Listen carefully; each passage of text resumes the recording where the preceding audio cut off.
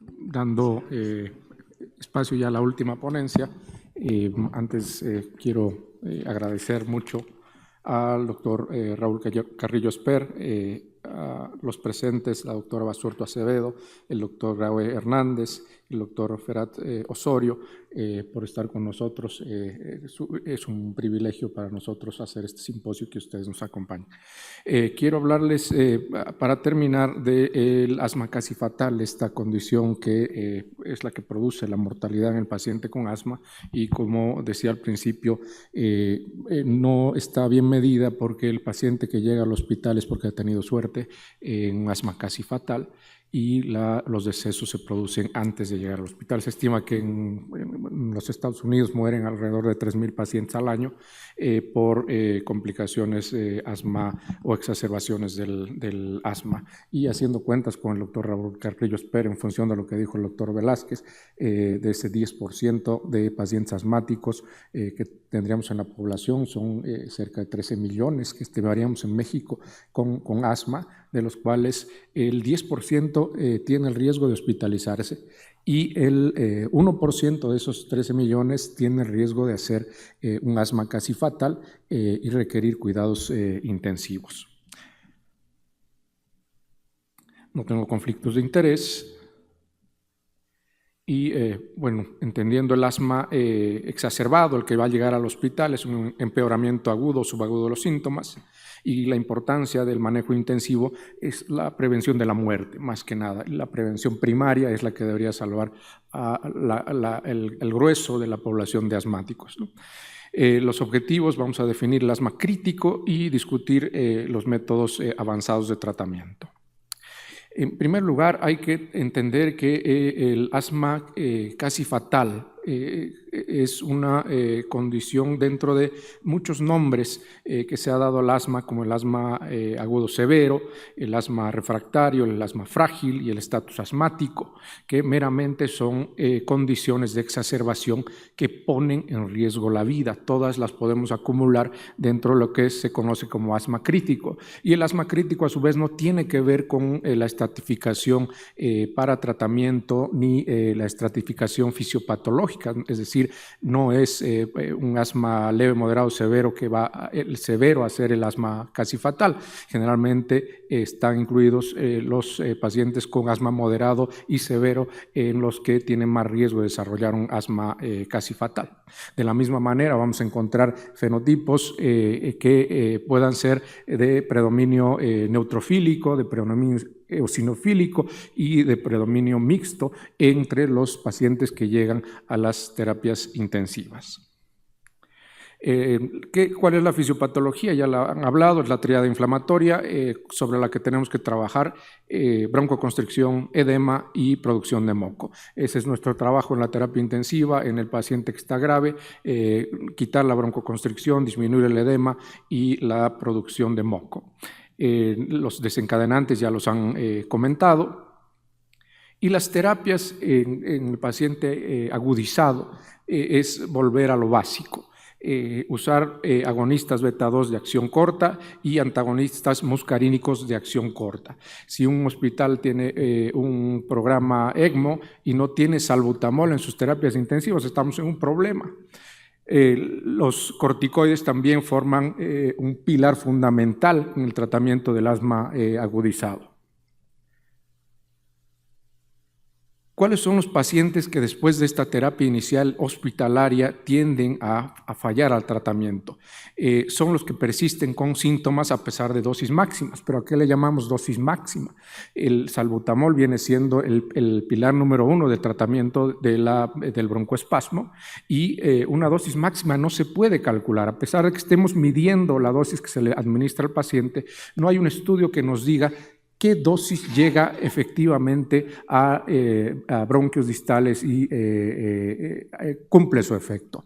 Entonces, las dosis suelen ser repetidas y comúnmente nosotros, con respecto a los agonistas beta-2, decimos que el límite sea la taquicardia, que es el efecto secundario más común. Cuando vemos que el paciente ha sido nebulizado y nebulizado una tras otra vez, seguimos con las nebulizaciones si no responde y vemos que el límite pues, sea la taquicardia. ¿Cuáles son los pacientes que están en riesgo de parada cardíaca y tenemos que tomar, con los que tenemos que tomar acciones rápidamente? Igual que los pacientes sépticos, el paciente que deteriora su estado de conciencia, el paciente que hace bradicardia, el paciente que está haciendo una respiración abdominal o el que ha desviado su pH por debajo de 720. Nos ponemos ahí un límite, pero la clínica también nos ayuda a decidir qué paciente se va a intubar.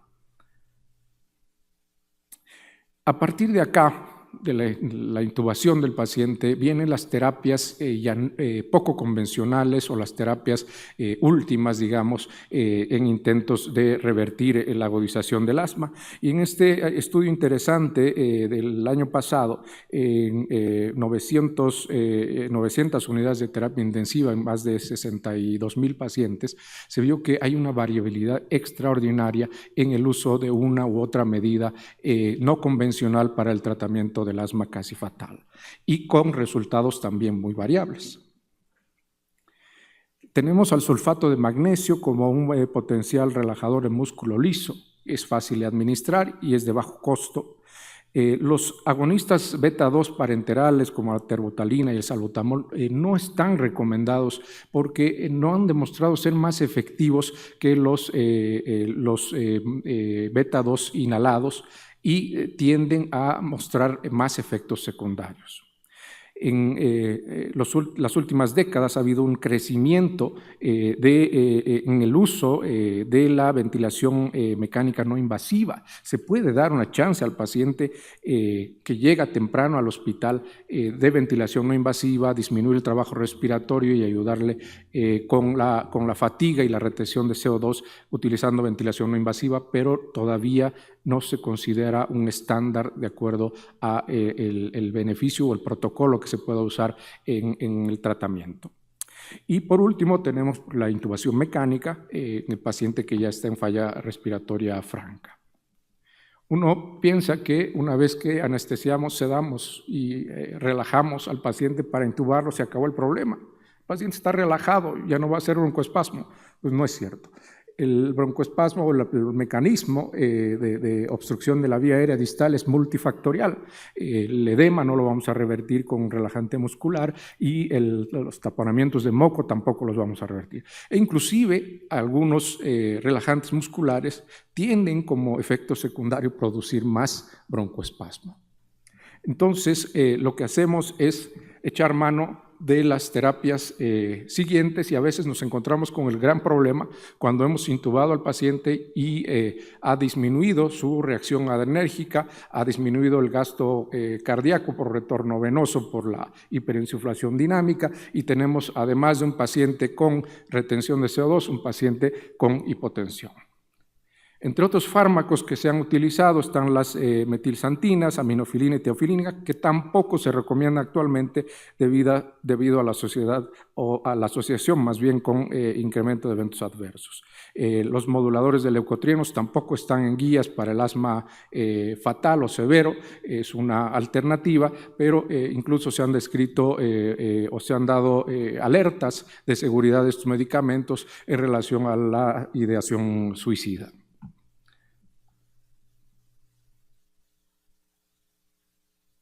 El doctor Hernández acaba de hablarnos de los biológicos. Hay muchos reportes de casos, no hay estudios aleatorizados controlados que nos digan el efecto de los biológicos en el paciente agudizado.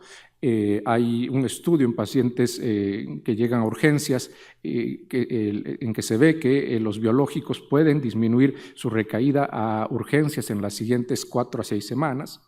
Pero hay de estos reportes de caso, este es un ejemplo, con el benralizumab en el paciente intubado, en que a partir del día de administración del medicamento y con la acción rápida alrededor de días después de empezar el tratamiento, ya vemos disminución de las resistencias de la vía aérea. Otros fármacos que pueden considerarse son los agentes anestésicos, entre ellos los anestésicos inhalados, isoflorano y sevoflorano, de preferencia isoflorano, es el que se recomienda en terapias intensivas, y más si es administrado por dispositivos como este dispositivo pequeño que se pueden conectar a los circuitos del ventilador mecánico. No necesitamos traer una máquina de anestesia de quirófano para proporcionar este tipo de alternativa a los pacientes con asma casi fatal. Y por otra parte está la ketamina, también un sedante que tiene efectos broncodilatadores. Sin embargo, pues vemos que no hay una indicación clara hasta ahora en los pacientes ventilados artificialmente del uso de los anestésicos inhalados. En esta reciente metaanálisis se ve que en su mayoría son pacientes con el síndrome de distrés respiratorio del adulto y no se ve una diferencia todavía con los anestésicos intravenosos en comparación de resultados. Pero si ustedes checan acá en esta tabla, que en todas parece el anestésico inhalado dar un riesgo adicional al paciente, vamos a poner el puntero láser. Acá pueden ver cómo en los pacientes con corta duración de tratamiento, que es ideal el paciente asmático, pudiese haber algún beneficio o una tendencia a mejorar los resultados en el manejo de la ventilación mecánica. Y en un análisis ya bayesiano se vio que pues, no hay diferencia entre los dos anestesia inhalada y anestesia intravenosa aún. Y por último tenemos la alternativa pues, más costosa, más digamos aeroespacial, yo diría, por los elevados costos, que es el ECMO venovenoso y la extracción extracorpórea de CO2 por remoción extracorpórea. Estos sistemas que se colocan canulando dos venas grandes, sacando la sangre similar a lo que hace la hemodiálisis y pasándola por una membrana que oxigena la sangre y la vuelve a poner al paciente y además remueve el CO2.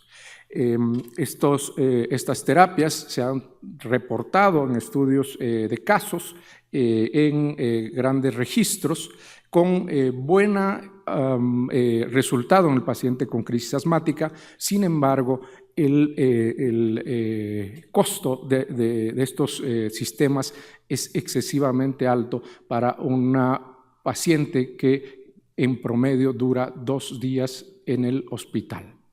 El asma exacerbado, ese es el promedio de tiempo que debe durar un paciente hospitalizado y lamentablemente los estudios que han mostrado estas terapias, ECMO venovenoso y extracción de CO2, que también se puede hacer con una máquina de hemodiálisis y un catéter simple, colocando un filtro que remueve el CO2, han usado las tasas de mortalidad más altas. La tasa de mortalidad en asma es de 0.6 a 1% y se justifica el uso de estas terapias con tasas de mortalidad del 10 al 25 al 30%, con mortalidades que reportan estos pacientes al meterse, por ejemplo, en ECMO venovenoso, del 25%. Entonces, no hemos solucionado nada. Si el paciente se mete a una terapia de ECMO sin haber recibido una dosis apropiada de salbutamol, pues aparte que se va a morir igual, va a resultar en un costo excesivo de atención. Y rápidamente, este es un caso de un congreso de principios de año de medicina crítica, que se comentó de un caso de un hombre de 29 años que hizo una agudización de asma y recibió salbutamol, sulfato de magnesio, metilprednisolona de inmediato en urgencias. Se pasó a terapia intensiva con mínima mejoría, se intubó y se llegó a usar inclusive anestesia inhalada de primera intención, pero persistía con una obstrucción al flujo de aire severa.